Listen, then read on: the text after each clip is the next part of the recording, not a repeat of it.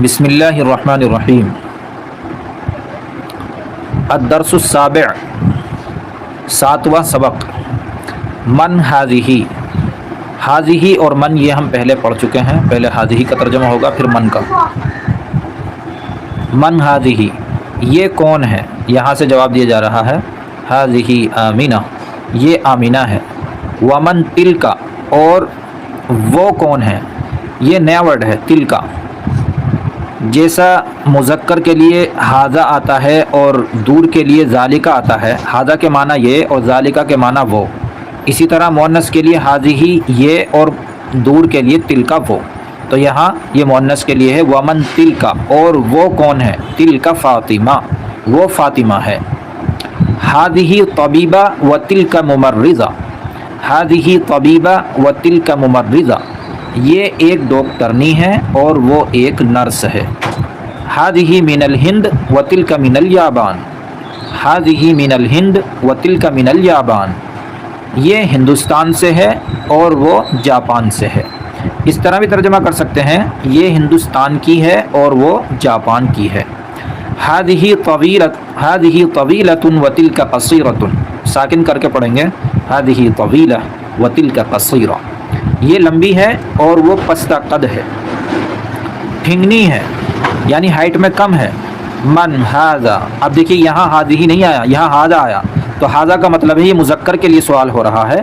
من ھذا، یہ کون ہے؟ تو جواب ہے ھذا حامد، یہ حامد ہے۔ ومن ذالک، اور وہ کون ہے؟ ذالک علی، وہ علی ہے۔ اتلک دجاجہ، اتلک دجاجہ، آ کے معنی کیا اور تلکا کے معنی وہ، دجاجہ کے معنی مرغی، تو ایک سوال ہو رہا ہے وہ اتلک دجاجہ، کیا وہ ایک مرغی ہے؟ لا، نہیں، تلک بطہ، تلک بطہ، وہ ایک بطخ ہے۔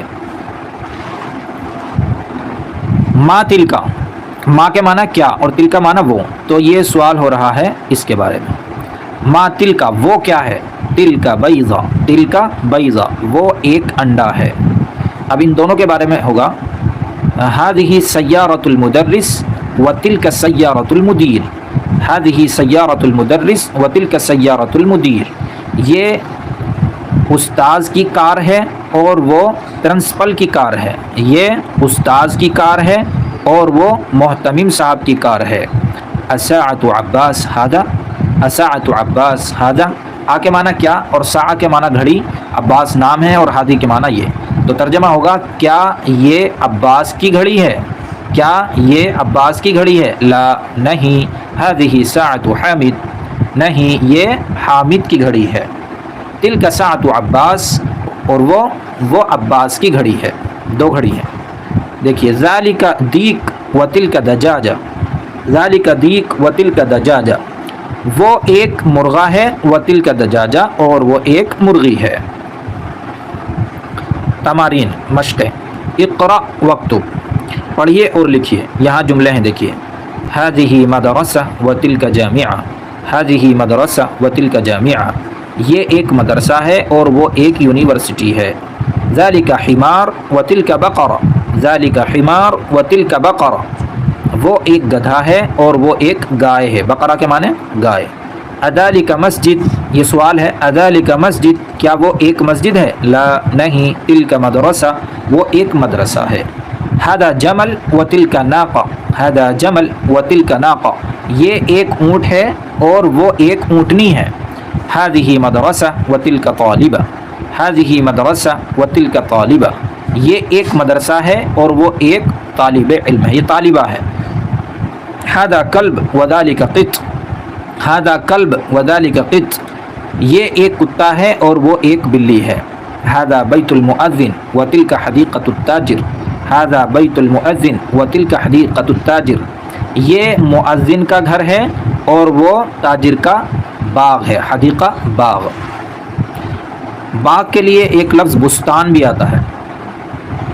دیکھیے، اشر الی الکلمات الآتیہ باسم اشارۃ للبعید، ذالک تلک، یہاں یہ بتایا ہے کہ یہ جو مندرجہ ذیل کلمات لکھے ہوئے ہیں ان سے اشارہ کیجئے ان کی طرف اسم اشارہ کے ذریعے۔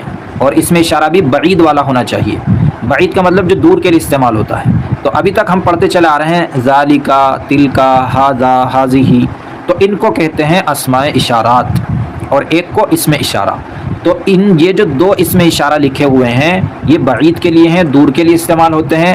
تو یہی بتایا ہے اس کے اندر کہ جو بعید کے لیے استعمال ہوتے ہیں اسماء اشارہ تو ان سے اشارہ کیجئے ان کے لیے.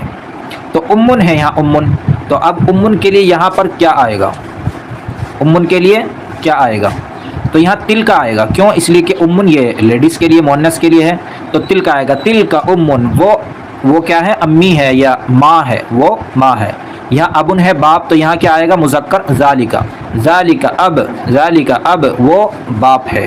یہاں قلم یہ بھی مذکر ہے تو ذالکا قلم وہ ایک قلم ہے. یہاں ملعقۃ یہ مؤنث آیات آ رہی ہے اس کے آخر میں، تو یہاں کیا آئے گا؟ تل کا. تل کا ملعقہ، تل کا ملعقہ وہ ایک چمچ ہے. اور عین، یہ عین بھی مؤنث ہی استعمال ہوتا ہے. جتنے بھی اعضاء دو ہیں انسان کے اندر، جیسے آنکھیں ہیں، ہاتھ ہیں، پاؤں ہیں، تو جو چیزیں دو ہیں وہ سب مؤنث استعمال ہوتی ہیں، مؤنث مانا جاتا ہے. انہیں مؤنث سماعی کہتے ہیں. تو یہاں بھی تل کا آئے گا، ذالکا نہیں آئے گا. تل کا عین، تل کا عین وہ آنکھ ہے. ذالکا حجر، حجر کے معنی پتھر، وہ ایک پتھر ہے. اور ذالکا قمیص وہ ایک کرتا ہے. ذالکا قدر وہ ایک ہانڈی ہے. تل کا نافذہ، تل کا نافذہ وہ ایک کھڑکی ہے. تل کا بقرہ وہ ایک گائے ہے. ذالکا مکتب وہ ایک، مکتب کے دو معنی آتے ہیں، وہ ایک میز ہے یا وہ ایک آفس دفتر بھی کہتے ہیں. تل کا ناقہ وہ ایک اونٹنی ہے. ذالکا مہندس وہ ایک انجینئر ہے. ذالکا مؤذن وہ ایک مؤذن ہے. تل کا ممرضہ وہ ایک نرس ہے. ذالکا سریر وہ ایک بیڈ ہے، چارپائی ہے. تل کا حدیقہ وہ ایک باغیچہ ہے یا باغ ہے، وہ ایک باغ ہے. تل کا طالبہ وہ ایک طالبہ ہے. ذالکا جمل وہ ایک اونٹ ہے. تل کا بطہ وہ ایک بطخ ہے. الکلمات الجدیدہ نئے کلمات، نئے الفاظ. الممرضہ اس کے معنی نرس، الحدیقہ باغ، البطہ بطخ، المؤذن مؤذن، الناقہ اونٹنی، البیضہ انڈا. اسماء الاشارۃ للقریب، یہاں دیکھو یہ بتایا ہے کہ جو یہ ھذا اور ھذہ ہیں یہ قریب کے لیے اشارہ کرنے کے لیے آتے ہیں. قریب کی بات کو، قریب کی چیز کی طرف اشارہ کرنے کے لیے ھذا اور ھذہ آتے ہیں. تو ان کو کہتے ہیں اسماء اشارہ برائے قریب. اسماء اشارہ برائے قریب. ھذا محمد یہ محمد ہے. ھذہ آمینہ یہ آمینہ ہے. اسماء الاشارۃ للبعید یہ اسماء اشارہ برائے بعید، یعنی بعید دور کے لیے استعمال ہوتا ہے. ذالکا حامد وہ حامد ہے. تل کا زینب وہ زینب ہے.